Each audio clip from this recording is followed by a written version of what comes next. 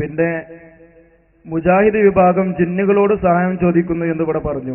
അത് ഏത് മുജാഹിദിന്റെ മൗലവിയാണ് ജിന്നുകളോട് സഹായം ചോദിച്ചു എന്നിവിടെ തെളിയിക്കണം. അതല്ലെങ്കിൽ ആ വാദം പിൻവലിക്കരുത്. രണ്ടായാലൊന്ന് തീരുമാനം കാണണം. അതിന്റെ പുറമെ തഫ്സീർ ഞാൻ ഓതിയ ഇന്തദൂഹും എന്ന ആയത്തിനെ കുറിച്ച് തഫ്സീർ ഖുർത്തുബി എന്താണ് പറഞ്ഞതെന്ന് വിശദീകരിക്കും വേണം. ആ ഖുർത്തുബി നിങ്ങൾ കണ്ടിട്ടുണ്ടെങ്കിൽ ഉണ്ട് എന്ന് പറയണം, ഇല്ല ഇല്ലെങ്കിൽ ഇല്ല എന്ന് പറയണം. എന്താന്ന് വിശദീകരിച്ചു തരാം. വിശദീകരിക്കേണ്ടത് ആദ്യം ഓരോന്ന് പറഞ്ഞാൽ വിശദീകരിച്ചു തരാം. അതായത് ഇന്തദൂഹും എന്ന ആയത്തിനെ കുറിച്ച് ഖുർത്തുബി എന്താണ് പറഞ്ഞത്? ഖുർത്തുബി പറഞ്ഞത് രണ്ടർത്ഥമാണ്. ഒന്നാമത്തത് ജമാദാത്തുകളെ വിളിച്ചാൽ ഉത്തരം ചെയ്യൂല.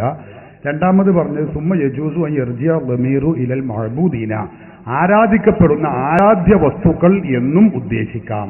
അത് ജീവനുള്ള ആരാധ്യ വസ്തുക്കളാവാം, ജീവനില്ലാത്ത ആരാധ്യ വസ്തുക്കളാവാം. ജീവനുള്ള ആരാധ്യ വസ്തുക്കൾ എന്ന് പറഞ്ഞാൽ പിശാചുക്കളെ ആരാധിച്ചവരുണ്ടായിരുന്നു, അതുപോലെ മലക്കുകളെ ആരാധിച്ചവരുണ്ടായിരുന്നു. സഹീഹുൽ ബുഖാരി തന്നെ എടുത്ത് പരിശോധിച്ചാൽ കാണാം, മലക്കുകൾ ആരാധിച്ചിരുന്ന ആളുകൾ അൽ മലായികത്തു ബനാത്തുള്ള, മലക്കുകൾ അള്ളാഹുവിന്റെ പെൺകുട്ടികളാണ് എന്ന് വിശ്വസിച്ചുകൊണ്ട് ആ മലക്കുകളെ ആരാധിച്ച ആളുകളുണ്ടായിരുന്നു. അവരെ കുറിച്ചുമാവാം.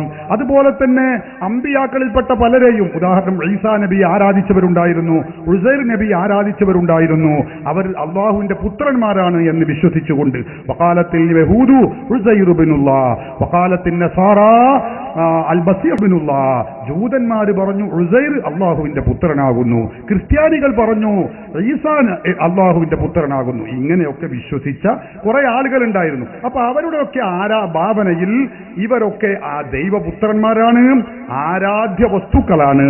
ഇങ്ങനെയുള്ള ആളുകളെ ആരാധിക്കുന്നവരെ കുറിച്ചും ഈ ആയത്തിൽ പരാമർശമുണ്ട് എന്നാണ് ഖുർത്തുബി പറഞ്ഞത്. ചോദിച്ചോളി. മലക്കുകളും ജിന്നുകളും അതിൽ പെടുന്നവരുണ്ടല്ലോ. ഒക്കെ പെട്ടു, രണ്ടും പെട്ടു. ഞാൻ ജീവനുള്ളതെന്ന് പറഞ്ഞാൽ വേറെ മനുഷ്യന്മാരും ഒക്കെ പെട്ടു, ആട്ടെങ്കിലും പെട്ടു. ജീവനുള്ളതാവട്ടെ ജീവനില്ലാത്തതാവട്ടെ എന്ന് ഞാൻ പറഞ്ഞത് ഈ അർത്ഥത്തിനാണ്. അതിന് നബിമാരും മലക്കുകളും എല്ലാവരും പെട്ടു. അവർക്കൊക്കെ ആര് ആരാധിക്കുന്നുണ്ടോ, ആരാധ്യ വസ്തുക്കളായി ഏത് വസ്തുവിനെ, ജീവനുള്ളതോ ജീവനില്ലാത്തതോ ആയ ഏത് വസ്തുവിനെ ആരാധിച്ചാലും ആ ആയത്തിന്റെ പരിധിയിൽപ്പെട്ടു. അതൊക്കെ ആ ഖുർആനിക സൂക്തത്തിന് എതിരാണ്. അതുകൊണ്ട് തന്നെ അതൊക്കെ ശിർക്കാണ്, പാടില്ലാത്തതാണ്. അടുത്തതെന്താ? ജിന്നുകളോട് സഹായം ചോദിക്കുന്നുണ്ട് പറഞ്ഞു. മുജാഹിദ് വിഭാഗം ജിന്നുകളോടും സഹായം ചോദിക്കുന്നുണ്ട് പറഞ്ഞു. പറഞ്ഞു. ഒരു പാടിപ്പോഴും അതെവിടെ തെളിയിക്കണം. അത് ഇസ്ലാമിക് മാസികയിലാണ്. നിങ്ങൾ അറിഞ്ഞിട്ടില്ലേ? ഇസ്ലാമിക് മാസികയിൽ ഏപ്രിൽ മെയ് ഇപ്പോൾ എല്ലാ തൊള്ളപടായിട്ട് പറഞ്ഞിട്ട് കാര്യമില്ല, സാധനം കാണിക്കണം. എല്ലാ ലക്കത്തിലും അത് തന്നെയാണ്. നിങ്ങൾക്ക് മാത്രമേ സംശയമുള്ളൂ, മുജാഹിദുകൾക്ക് വരെ അതിൽ സംശയം. ഞങ്ങൾ ഇവിടുന്ന് വരുന്നത് മുജാഹിദുകൾ പറഞ്ഞു ഒരാളിങ്ങനെ തപ്പിത്തവഞ്ഞ് പോയിക്കൊണ്ടിരിക്കുകയാണ്, വിജനമായ സ്ഥലത്തൂടെ പോവുക.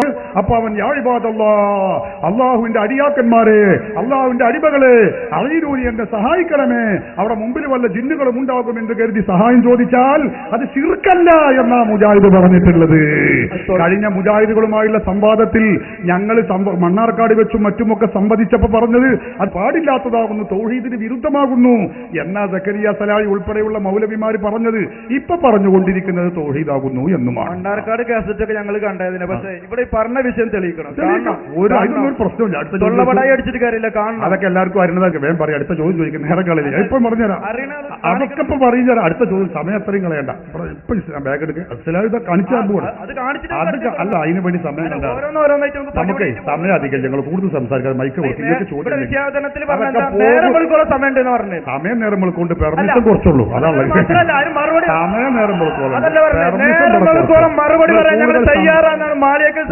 സമയം. ഇതൊക്കെ ഞങ്ങൾ തയ്യാറാണ്, പക്ഷെ പെർമിഷൻ ഇവിടെ കുറച്ച് സമയമുള്ളൂ. മൈക്കാണ് കൊടുക്കും. നിങ്ങൾക്ക് ഇല്ലെങ്കിൽ ഇത് ഞാൻ കാണിച്ചു തരാട്ടോ. അടുത്ത സമയം കളഞ്ഞു പറഞ്ഞാൽ പറഞ്ഞു തന്നെയാണ്. ഇതൊന്നൊരു സംശയമില്ല. ഇപ്പൊ തന്നെ കാണിക്കുവേ. നിങ്ങൾ അടുത്ത ചോദ്യം നേരം കളയല്ല. നിങ്ങൾ കുതിരളിച്ചേ സമയമില്ല, അതുകൊണ്ടാണ്. അതിനൊന്നും വേണ്ടി സമയം കളയുന്നത്.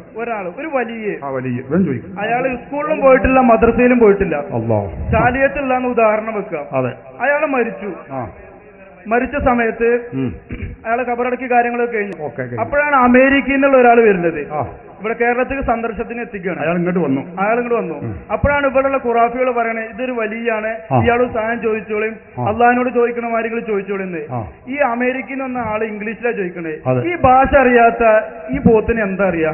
ഈ പോത്ത് പറഞ്ഞാൽ അല്ല, ഈ ഭാഷ അറിയാത്ത ആള് മരിച്ചിട്ടുണ്ട്. പോത്തിനല്ല, പോത്തിനെ പറ്റി നമുക്ക് ചർച്ച ചെയ്യാം. പറയട്ടെ, വലിയനെ പറ്റിയാണ്. അപ്പോഴേ വലിയനെ ഈ ഭാഷ അറിയാത്ത ഇയാൾക്ക് എങ്ങനെ ഇതിന് ഉത്തരം നൽകാൻ പറ്റും? അള്ളാഹു കൊടുക്കുന്ന കഴിവ് കൊണ്ട് കൊടുക്കും. അല്ലാഹു യർസുഖു മൻ യശാഉ ബിഗൈരി ഹിസാബ്. ഖാല അല്ലാഹു അസ്സ വജൽ. അള്ളാഹു അവൻ ഇച്ഛിക്കുന്നവർക്ക് കയ്യും കണക്കുമില്ലാതെ അവൻ നൽകുക തന്നെ ചെയ്യും. ഹബീബ് മുഹമ്മദ് റസൂലുള്ളാഹി സ്വല്ലല്ലാഹു അലൈഹി വസല്ലം ഉദ്ധരിക്കുന്ന ഖുദ്സിയായ ഹദീസിൽ കാണാം, ലാ യസാലു അബ്ദി യതഖറബു ഇലയ്യ ബിന്നവാഫിൽ ഹത്താ ഉഹിബ്ബഹു ഫൈദാ അഹബബ്തുഹു കുൻതു സമഅഹു അല്ലദീ യസ്മഉ ബിഹി. അവൻ കേൾക്കുന്ന, എന്റെ വലിയ കേൾക്കുന്ന കാത് ഞാനാകും. കുന്തു സമഅഹുല്ലദീ യസ്മഉ ബിഹി, അവൻ കേൾക്കുന്ന കാത് ഞാനാകും.